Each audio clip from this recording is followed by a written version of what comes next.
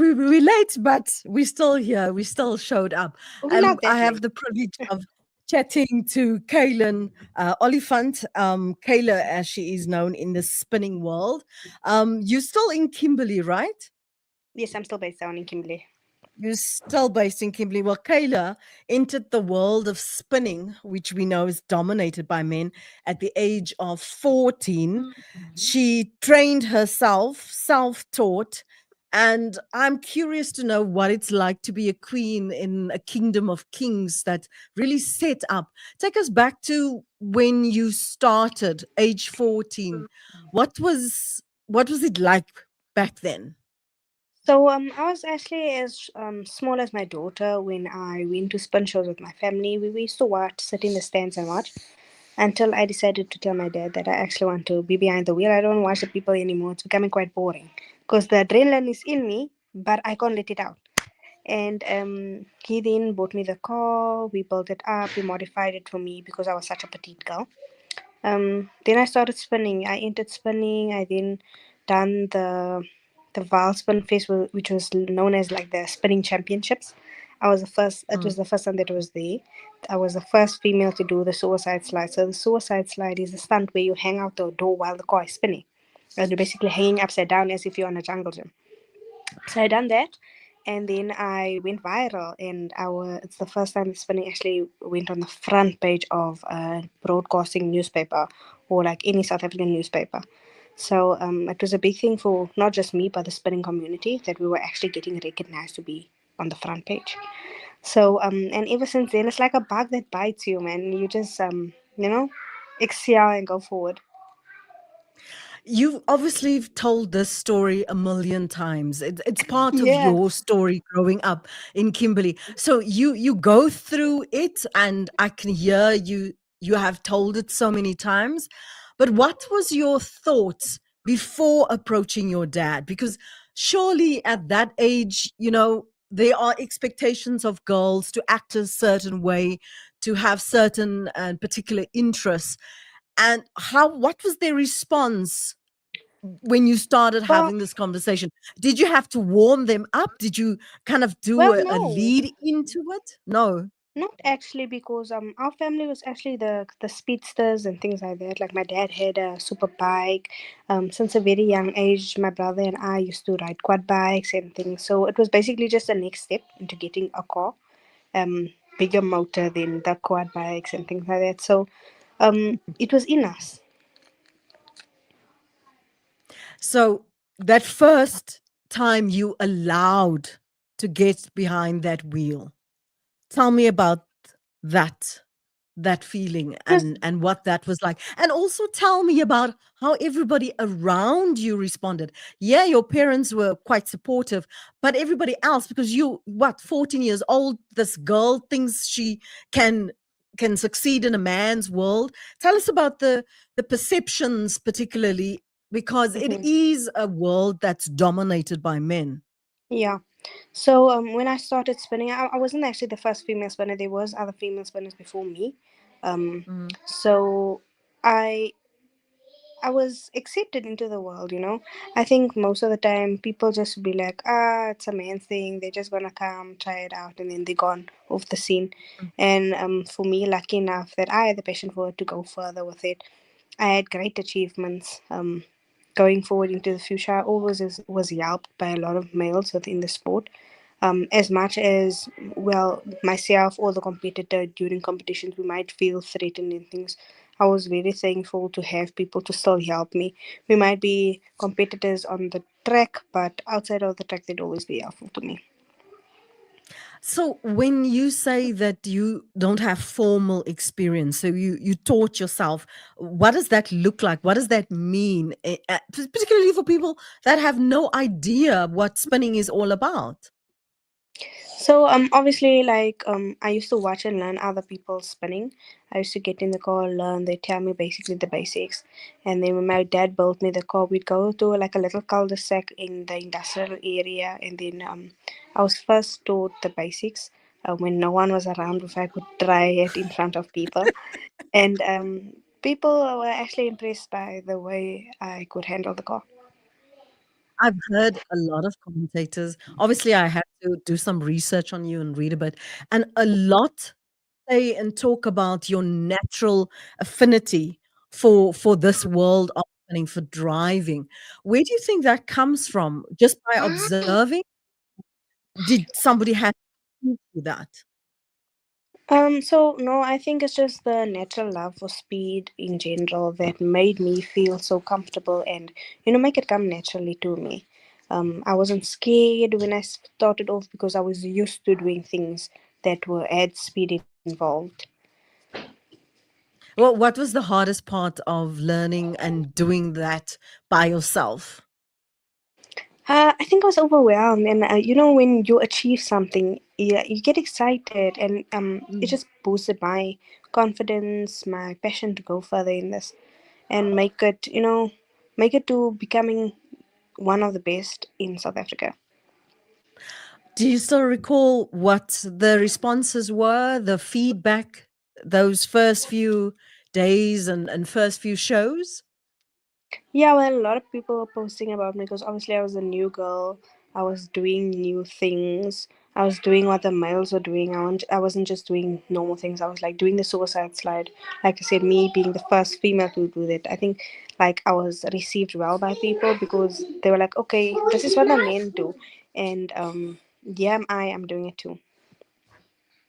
All right. So, a lot of people, like I said earlier, you've got to explain and give context because not many people know what spinning is.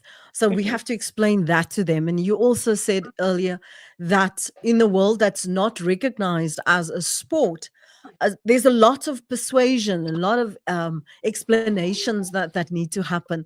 So, what is spinning? How do you explain it to people that have no clue, clueless? And what is a suicide slide? The only reason I know is because I saw the pictures and I had to do some research because I would have thought, "Dis 'n bietjie gevaarlik.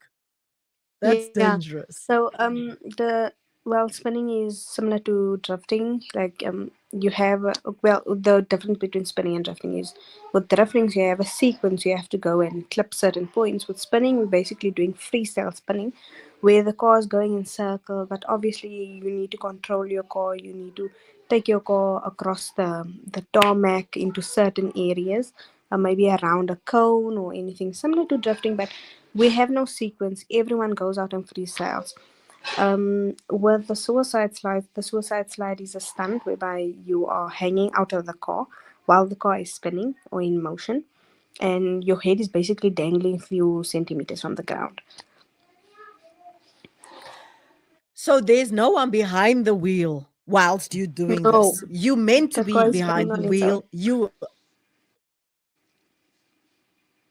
How So long yeah, did it take you to master that though? well, a And day. weren't you I think. scared? No, I wasn't. Not at all. Did it help that you're so tiny? I think it did. It played a good role, and the fact that I was active. I used to be a dancer. I used to play hockey and things. So I had good core strength to be able to pull myself back up into the car. So it's basically like also doing sit-ups. You're hanging. You need to pull yourself back up. So me doing spinning or doing the suicide slide, I had the advantage of being a hockey player. So I had core strength. So for me to learn that, it was quite easy. All right. So, do you have a conversation with your parents prior to doing the suicide slide? Or do you just think, oh, Yeah. well, if they're there, they see it? So what happened actually we were like brainstorming. Obviously we know there's this date, there's this champions coming up. Obviously, when you get into a new world you need to do something to wow people so that you can become Mm. like, recognized. You can't do what everybody's doing, you won't become recognized. Then I was like, you know what, I wanna try this thing. Like, are you sure about it? Cool. We ask how to do it and then you'll try and do it. I then tried to do it, and the first time I done it, it was perfectly fine. I could do it, so like, okay, this is what we're gonna go do. We went there, and people was like, "Wow, this little girl that just came onto the scene, and yes, she doing these things that the men are doing." And like you say, a lot of people think it's like, "What is a suicide slide? This is so dangerous," and they see this small little 14-year-old girl doing this. And she's so confident, like talking about myself. I was so confident doing this, me speaking from my outside perspective. I'm sure that when the people were watching me doing it, like, how is this little girl doing that? Because a lot of people was like, how did you do that? And yeah, I then done the suicide slide, and I then gained a lot of people's hearts. Did you find that people said, well, let's pray before you do these things, just so that Well, you I can do be pray. safe out No, there? no, but I Like, actually I actually do pray before every show. Before mm. we start our day at the show, before we travel, we pray. Because it's my passion, and this is what I want to make a career. So obviously, I need to pray about it first before I do something. What was it like to enter this male-dominated world? Well, like I said, for me, I was always one. I used to like be this. I never used to be a girly girl. I always used to mix with the boys. So for me, it was quite easy to mix in with them, because I've always been, whether it be school friends, maybe it's running, everything I had done at school, I used to do it with the males. So it was quite easy for me to mix in with the males. There was no adjustment necessary? No, it wasn't. No. And also the fact that I used to ride the Did you quad bikes with the males. So yeah, was your dad it like was a quite easy for me to chaperone adjust. during that time? Yeah, I used to assist me in things.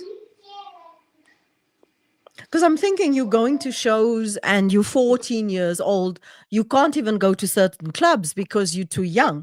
So how do you Yeah. manage and maneuver this world where all the men hang out and there's beers and there's partying and clubbing after the matches, after the shows?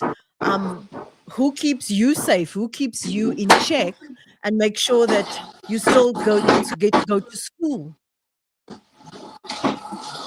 Yeah, so my dad used to travel with me, and he used to guide me, and we used to manage my bookings and things. With spinning, it's quite different. Um, we know while you're spinning, you're not allowed to drink and smoke and all those things. So at least it was still a safe environment for me as a minor, because there was no drinking allowed. Well, after the shows, we then go to our accommodation or either drive back home, depending how far the places were. So for me, that after party life didn't even affect me. Mm. We're going to talk a little bit about what came after the breakthrough. We're going to talk a little bit about the influences in your life and how you have seen how you've grown. Where do you find yourself now in your career? I think I'm at the peak of my career at the moment. I'm being invited to many shows, like shows that I always dreamed of attending. I now get invited to them. Like everything that seemed impossible is now possible. I get invited to music videos, TV shows, all those things that I would like to make it a career out of. So I'm enjoying where it is. Spinning as a sport, does it get enough recognition, Kayla? At the moment, it's starting to get much more recognition than it used to, but I think we still need a lot of work to get where we need to get. Like we need funding, we need sponsorship, so we need to get noticed.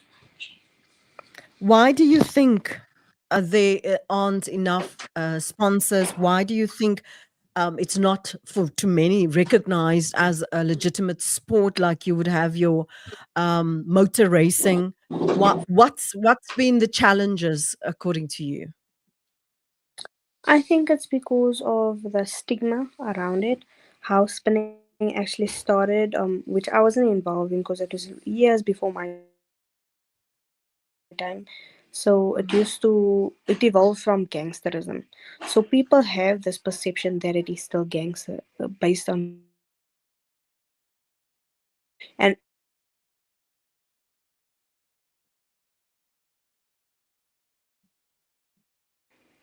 so there's boundaries now, and Mm. we do it in an enclosed environment and things. So it's the stigma around it. That's why it Mm. wasn't, or it is still not noticed.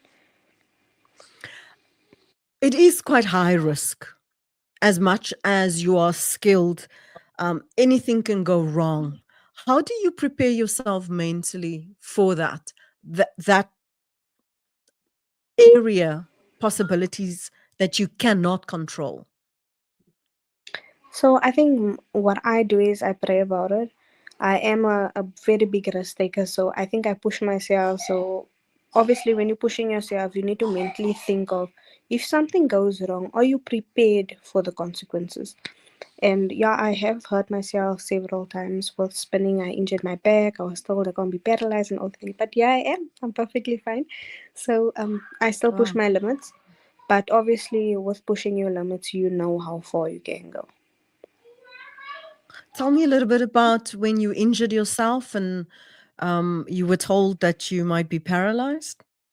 So I was hanging out of the door. I have this thing where I like to hang out of the window and greet the people, and the car's momentum was too much, and it went back and it rolled into the wall, and the pillar actually hit my back, and it hurt my vertebrae, my lower back's vertebrae, and then there was a whole big lump and pain and all those complications, and my cushions that was collapsed. So they said the problem is with collapsed cushion, it could be pressing on nerves, and obviously after that you might become paralyzed. But yeah, I went for treatment, therapies, and I'm fine now. It pains, but other than that, How I'm how good. how long did that recovery take, and what went through your mind? Because you Well, started doing something that you love. well, I didn't stop during my recovery. I mean, I would still consider myself still being in recovery because I still go for to the Cairo and all those things. Like after a while, the pain comes back. It's like your bones stiffen up or something like that. I go back to the Cairo and things. So I'm Mm. still. It's like an ongoing recovery, something that you have to maintain. So Mhm. for me, I was quite down, but the fact that I was still fine and that it did not happen, I still continued with my career. I was like, you know what, I'm still gonna push. If it happens that way, then it happens. Then I can stop because then there's nothing I can do about it. But other than that, I went on. The pain would be there, but I would just like do pain management for me to be able to continue with what I love. Doesn't it concern you that there's really no, well, from my opinion, I'm an outsider, you can rectify me, please. There seems to be no safety measures. You are sitting there, plain clothes, and there's no helmet, there's no protective body gear, um, there's no armor on the vehicle itself. Um, So, isn't like I that say, each one, dangerous? each I don't see it as being that dangerous. Obviously, on the inside, I know what spinning is. I know what spinning is capable Mm, of and what we're not allowed to do. So most of the time, we have long pants on. Obviously, summer long t-shirt don't do us justice because it's so hot, and we're performing whole day. So we have the long pants on in case of burns. Then with the helmet problem is a lot of us within spinning, we are getting out of the car. The helmet would be in the way, understand, of getting out of the car. We won't be able to see. We have to look mm. fast, be very vigilant. The helmet will be obstructing.